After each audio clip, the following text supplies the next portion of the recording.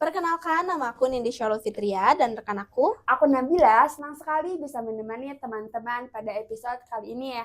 Di era digital seperti sekarang, perkembangan teknologi berlangsung begitu cepat. Salah satu inovasi yang paling banyak diperbincangkan yaitu AI. Teknologi ini dimulai dihadir di berbagai media, mulai dari pendidikan, kesehatan, bisnis, hingga industri media. Nah, pada episode kali ini kita akan membahas bagaimana AI mengubah cara kerja industri media, serta apakah perkembangan ini menjadi ancaman atau justru peluang di industri media. Nah, bener banget. Apalagi kalau misalnya dulu tuh kita biasanya lihat AI cuma dari film-film fiksi ilmiah ya, Betul Bil ya. banget. Tapi kalau sekarang kita itu ngelihat AI udah jadi bagian dari kehidupan kita sehari-hari. AI itu bisa ngebantu mulai cari informasi, membuat desain, menulis artikel, mengedit video, menerjemahkan bahasa, bahkan sampai ngejawab pertanyaan-pertanyaan layaknya manusia beneran gitu. Nah, perkembangannya tuh bener-bener cepet banget, tapi itu tuh membantu beberapa banyak orang merasa terbantu. Tapi juga di sisi lain itu tuh muncul berbagai kekhawatiran mengenai dampaknya terhadap dunia kerja. Nah, kalau kita bicara soal industri media, perubahan tersebut sebenarnya sudah mulai terasa. Banyak juga perusahaan media kini mulai memanfaatkan AI untuk membantu proses produksi konten. AI mampu membantu mencari referensi, membuat transkrip, wawancara, dan menyusun draft berita, menerjemahkan bahasa, hingga membantu proses editing foto maupun video. Nah, kehadiran AI ini membuat proses kerja menjadi lebih cepat, efisien, dan produktif. Di satu sisi tentu hal ini memberikan banyak keuntungan ya. Ya. Pekerjaan yang sebelumnya butuh waktu untuk berjam-jam nyelesainnya gitu, sekarang cuma butuh dalam hitungan menit aja Wow. gitu. Produktivitas meningkat, proses produksi menjadi lebih cepat, dan biaya operasional juga benar-benar bisa diminimalisir banget. Tapi kemudahan tersebut juga pastinya menghadirkan tantangan baru ya. Tapi ada salah satu isu yang cukup sering diperbincangkan adalah anggapan bahwa AI ini akan menggantikan pekerjaan manusia. Nah, beberapa pekerjaan yang bersifat teknis dan berulang kini mendapat dibantu oleh AI. Nah, hal ini juga memunculkan kekhawatiran dan mengenai berkurangnya kebutuhan tenaga kerja termasuk di industri media. Nah, tapi meskipun demikian, AI belum mampu ya menggantikan seluruh peran manusia yang benar-benar seluruh banget gitu. Pekerjaan yang membutuhkan kreativitas, kemampuan berpikir kritis, membangun hubungan dengan narasumber, memahami konteks sosial, sampai keputusan-keputusan yang harus diambil berdasarkan pertimbangan etika tetap membutuhkan campur tangan manusia. Artinya, AI itu lebih tepat dipandang menjadi alat pendukung ya, Bil ya, yang bisa Betul. membantu kita semua bekerja untuk menjadi lebih efektif, bukan sebagai pengganti manusia sepenuhnya. Fenomena ini menunjukkan bahwa yang berubah bukan hanya teknologinya, tetapi juga kompetensi dari para pekerja media. Saat ini juga jurnalis tidak hanya dituntut mampu menulis berita, tetapi juga memahami cara memanfaatkan AI secara bijak serta mampu memverifikasi informasi agar tetap akurat dan cepat dipercaya. Nah, di sisi lain juga, perkembangan AI juga membuka peluang munculnya profesi-profesi baru yang sebelumnya banyak belum dikenal. Nah, hal ini juga menunjukkan bahwa teknologi tidak hanya menghilangkan pekerjaan, tetapi juga menciptakan peluang baru bagi mereka yang mampu beradaptasi. Nah, setelah kita ngeliat gitu ya berbagai perubahan tersebut, pasti dong muncul pertanyaan yang menarik kayak apakah AI benar-benar menjadi ancaman bagi industri media ataukah justru menjadi peluang yang dapat membantu manusia bekerja menjadi lebih efektif? Lalu, bagaimana seorang jurnalis maupun praktisi media menyikapi perkembangan teknologi ini agar tetap relevan di masa depan? Nah, maka untuk menjawab pertanyaan tersebut tentu akan lebih menarik jika kita mendengarkan langsung pandangan dari seorang yang telah berpengalaman di bidang media nih, Nin. Ya. Nah, Bapak yang pertama kita tuh pengen tahu pengalaman Bapak gitu ya sebagai seorang praktisi jurnalistik. Kalau misalnya sekarang tuh artificial intelligence atau AI itu kan mengubah cara kerja di dunia media ya Pak, baik itu di media cetak ataupun digital. Nah, kalau dari pengalaman Bapak sendiri gimana Pak? Ya, AI atau Artificial Intelligence ini sudah banyak mengubah landscape media saat ini, termasuk juga dalam pra-produksi, produksi sampai pasca produksi. Kalau pra-produksi, AI digunakan sebagai alat riset, alat untuk mempercepat jangkauan apa yang ingin diharapkan atau apa yang ingin dituju oleh media. Lalu ada juga produksi. proses produksi dalam media juga dibantu oleh AI. Orang-orang dulu kalau saya bikin liputan, wawancara itu harus verbatim namanya. Verbatim itu dituliskan atau ditranskripsi dari apa yang dikatakan narasumber, itu ditulis dulu.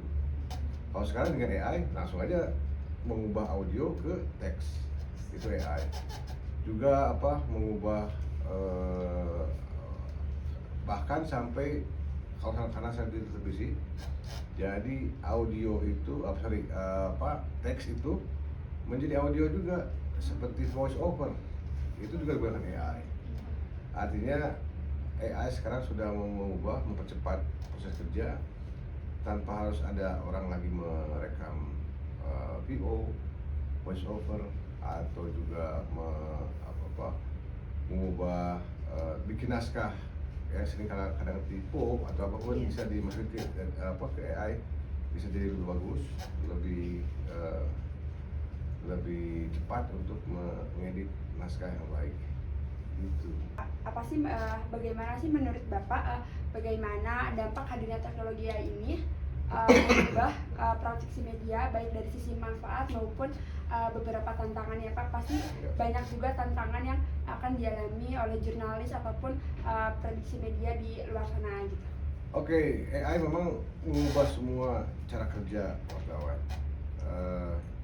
Dulu menggunakan kamera dengan gede, sekarang dengan handphone juga kita bisa langsung melakukan peliputan. Dulu ketika live harus menggunakan SNG dengan segagaban, gede banget. Sekarang dengan live di handphone juga sudah ada koneksi, jadi deh. Nah, AI juga sudah mengubah cara kerja kita. Akhirnya mau tidak mau, jika tidak menggunakan AI malah kita tidak bisa bekerja dengan secepatnya, sebaik-baiknya. Tidak bisa memberikan pelayanan informasi kepada masyarakat secepat-cepatnya. Karena sekarang bukan hanya tepat, tapi juga cepat. Nah, persoalannya memang banyak juga media-media yang belum menggunakan AI atau tidak ramah dengan AI. Bahkan AI itu jadi barang yang tabu untuk digunakan di media. Tapi persoalannya teknologi tidak bisa dilawan. Mau tidak mau kita harus beradaptasi dengan teknologi, salah satunya dengan AI. Bagaimana kehadiran AI itu bisa membuat semua kegiatan kejurnalistikan itu bisa dibantu. Tapi itu saja tidak semua bersifat AI itu kita andalkan, karena ada beberapa ekses negatif juga dalam AI. AI itu memberikan ada namanya hallucination, atau seakan-akan AI itu pinter. Ketika kita tanya jawabannya benar, kayak benar. Padahal juga mereka membutuhkan referensi, data-data referensi. Makanya kita mau tidak mau AI harus harus kita awasi juga, harus kita kritisi juga. Yang paling penting bagaimana AI itu bisa tunduk dan ikut pada perintah kita. Nah, bagaimana caranya? Ya tentu saja kita harus bisa mengungguli AI, artinya menguasai AI secara teknologi, mulai dari kemampuan literasi tentang AI seperti apa. Seringkali gitu teman-teman menggunakan AI itu plok-plok, ada AI udah copy paste, salah itu. Dan itu kelihatan ya Pak? Kelihatan banget. Dan sebenarnya kalau dalam tulisan atau dalam sebuah karya itu nggak ada ruhnya kalau hanya menggunakan AI. AI doang, makanya perlu ada sentuhan manusia juga. Jadi AI itu ada alat bantu seperti dulu ketika kita awal-awal dapat punya Google. Wah, Google luar biasa. Ketika kita search engine, tulis apa yang kita inginkan, keluar semua. Sekarang bukan hanya keluar, apa yang kita tanyakan semua muncul, semua dijawab. Tapi kan tentu saja ini berkaitan dengan teknologi. Mau tidak mau semua itu tergantung pada orangnya. Orangnya bisa menguasai tidak, bukan dirinya kita dikuasai oleh AI. Wah, AI lagi, tidak boleh. harus kita yang menguasai apakah ini oke nggak. Makanya butuh literasi tentang AI, literasi prompt engineering, bagaimana kita memahami tentang prompt itu instruksi yang dituliskan di AI, sehingga apa yang kita inginkan itu keluar. Tapi sebelum itu keluar kan kita juga mengetes AI, dia punya menguasai nggak masalah ini, karena tiap AI itu punya masing-masing punya karakteristik masing-masing. Ada yang jago di gambar, jago di teks, jago di di video, ada di musik juga kan, bikin musik kayak AI. Tapi tentu saja kalau misalkan hanya sebatas apa yang kita inginkan, itu perlu ada yang kita juga berperan langsung pada AI, sehingga AI itu dibentuk oleh kita. Artinya kita harus punya jago di promptnya, bagaimana kita membuat prompt yang bagus, juga sesuai kebutuhan kita. Juga kita mengetes apakah dia mampu nggak apa yang kita inginkan itu bisa dilaksanakan oleh si AI. Jadi justru harus kita yang ngelatih AI, Yes, kita jangan sampai betul. AI yang lebih pintar dari kita gitu. Dan kalaupun pinter pun itu kadang-kadang jadi halusinasi. Jadinya jadi beda ya Pak. Seakan-akan si AI itu pinter banget, padahal enggak juga. Tergantung pada kita. Makanya kalau kita hanya dikasih jawaban begitu A saja, oke, copy paste, salah. Harusnya kritisi, bahkan sampai kan ada satu prompt yang saya juga bagus tuh. Anggap kamu kita kasih prompt ke si AI, kamu adalah seorang jurnalis, kamu seorang editor, kamu adalah seorang nah kasih di personalisasi dulu ya, lalu kasih prompt yang spesifik biar kita juga pengen tahu. Kalau udah masuk, kita baca lagi, koreksi, ada koreksi nih sini, kamu kurang bagus, kadang-kadang ngarahin juga sih ya itu. Tapi intinya mah bagaimana keinginan kita tuh benar-benar kita yang punya keinginan yang bukan si AI. Hanya mengabulkan keinginan Yes, kita. gitu. Jadi Karena AI juga nggak selalu benar ya Pak ya. iyalah, itu memang di beberapa para ahli komunikasi juga mengatakan bahwa jangan sampai kita jadi terjebak pada AI sebagai kiblat semuanya. Itu alat bantu buat kita, alat bantu kita untuk mempercepat produksi, mempercepat kerja kita. Karya-karya tulis kalian juga kan bisa dipakai AI. Tapi jangan sampai AI itu tiba-tiba, oh ini sudah bagus nih kata-katanya, bukan. Tapi lihat sesinya, dan kita juga harus membangun promptnya yang sangat manusiawi dan pinter juga itu melatih mereka. Oke, mungkin di AI itu kita tempatkan sebagai faktor pendukung saja ya Pak ya. Yes. Oke. Nah, Gitu, yang bantu. selanjutnya. Nah, kalau misalnya tadi kan sempat dijelasin juga ya Pak sama Bapak, kalau misalnya dari sisi praktisi jurnalis juga kayak mau gak mau harus ikut beradaptasi sama media digital ataupun kecanggihan AI yang sekarang makin benar-benar canggih gitu ya Pak. Nah sekarang tuh kan banyak orang yang beranggapan gitu Pak, yang mikir kalau misalnya nanti tuh AI itu bisa menggantikan profesi atau misalnya kerjaan-kerjaan manusia. Nah menurut Bapak anggapan itu gimana? Ya betul, memang ini sebuah disrupsi teknologi yang luar biasa menghilangkan banyak pekerjaan juga ya. Teman-teman televisi yang saat ini dulu banyak membutuhkan banyak orang, sekarang udah semakin menciut, banyak yang layoff karena memang satu sisi ini membebani biaya produksi, tapi dengan AI akhirnya dipangkas semua. Satu sisi itu biaya produksi ya semakin kecil ya, tapi mau tidak mau kita profesi yang dulunya editing, sekarang dengan editing dengan pakai CapCut juga bisa jadi. Jadi mempengaruhi banyak PHK ya Pak? Yang PHK, yang layoff atau dihentikan. Tetapi sempat kita diskusi banyak dengan beberapa praktisi dan ahli komunikasi bahwa kalau begitu AI ancaman buat kita, buat profesi kita. Dan juga ada peluang-peluang baru yang muncul yang mau tidak mau harus dikuasai oleh orang-orang sekarang. Artinya bagaimana kita bisa menguasai AI supaya menjadi memudahkan kita dalam pekerjaan. Bahkan sekarang ya artinya banyak profesi baru yang muncul seperti rekayasa prompt atau bisa membuat mesin-mesin tertentu untuk AI dengan notebook LM atau Google Studio itu. Kita bikin prompt sendiri sehingga kita bisa jual juga tuh buat orang-orang yang membutuhkan.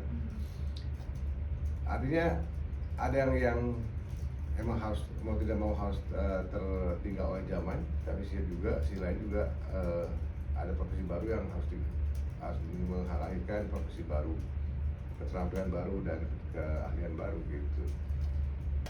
Oke Bapak, sebagai penutup, keterampilan atau kompetensi apa yang perlu dipersiapkan bagi mahasiswa yang akan berjenjang lebih jauh di dunia media ataupun jurnalistik? Yes, memang beberapa sekolah atau sekolah perguruan tinggi yang belum mempersiapkan mata kuliah tentang AI.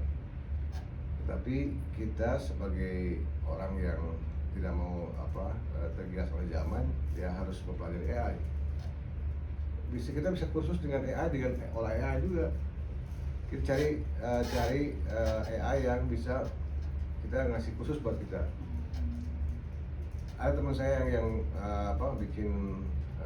membuat si AI itu ngajarin kita bagaimana sih cara menguasai AI dengan tahapan-tahapan pembelajaran yang bagus. Makanya kalau kalian sudah bisa memahami prompt engineering-nya bagus, kita bisa mengetahui apa yang kita inginkan itu bisa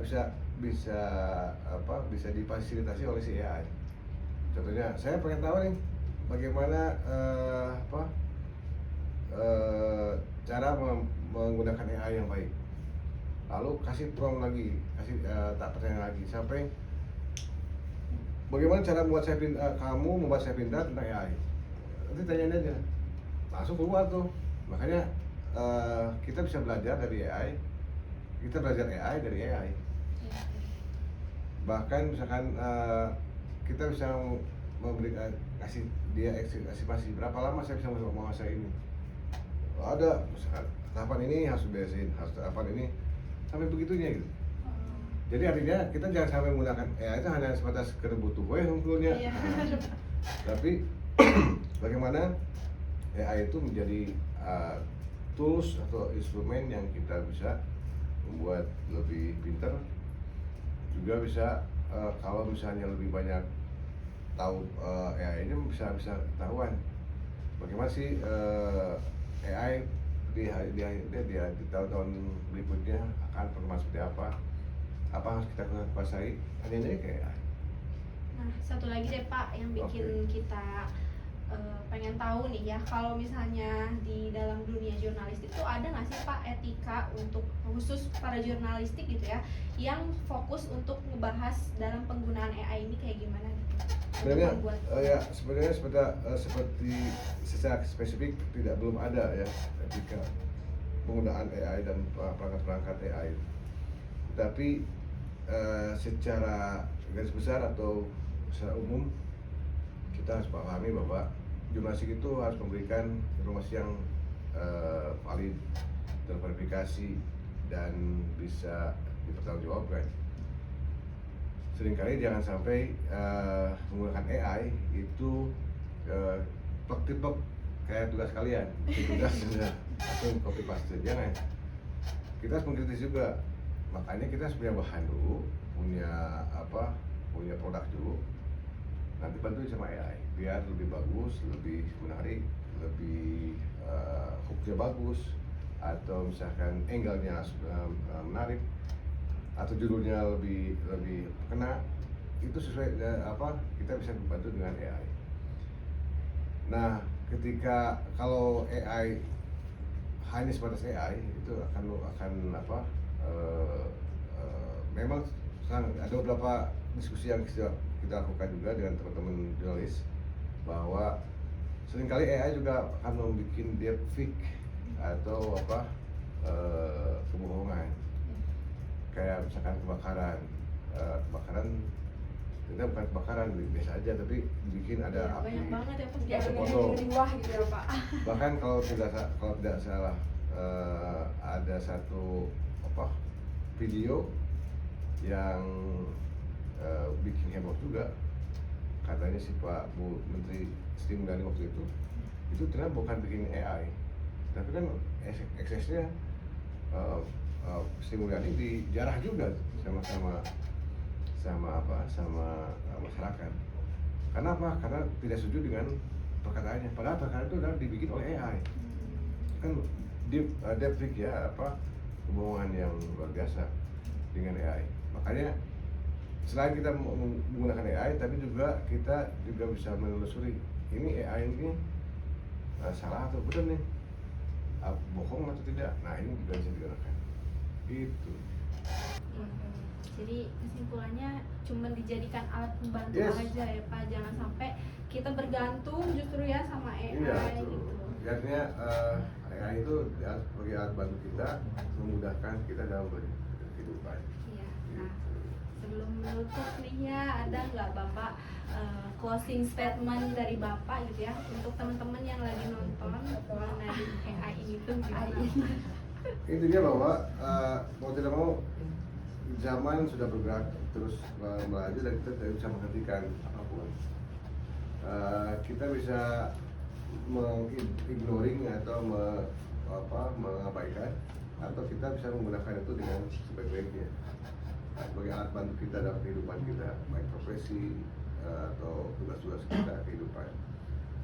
Nah, saya berhimbau supaya jadikan AI sebagai alat bantu, dan kita juga harus pintar